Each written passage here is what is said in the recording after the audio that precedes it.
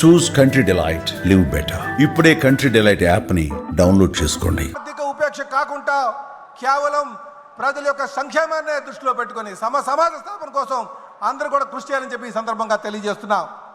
అలాగే మనం అధికారంకి వచ్చాం, అందరికీ సముచిత స్థానం ఇవ్వలేకపోవచ్చు. అంత మాత్రాన అలిగి కూర్చోడానికి వీలు లేదు.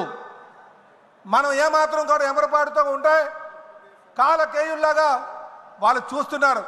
గత 5 సంవత్సరాలుగా ఈ రాష్ట్రాన్ని దోచుకున్నటువంటి వారికి మనం బుద్ధి చెప్పాలి అంటే 2029కి మళ్ళీ మనం అధికారికి రావాల్సిన అవసరం ఉంది.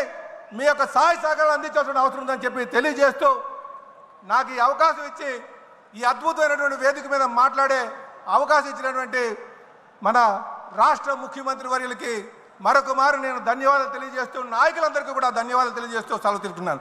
జై తెలుగుదేశం. ఆర్థిక ఉపేక్ష కాకుండా కేవలం ప్రజల యొక్క సంక్షేమాన్ని దృష్టిలో పెట్టుకొని సమాజ స్థాపన కోసం అందరూ కూడా కృషి చేయాలని చెప్పి ఈ సందర్భంగా తెలియజేస్తున్నాం. అలాగే మనం అధికారంకి వచ్చాం, అందరికీ సముచిత స్థానం ఇవ్వలేకపోవచ్చు. అంత మాత్రాన అలిగి కూర్చోడానికి వీలు లేదు.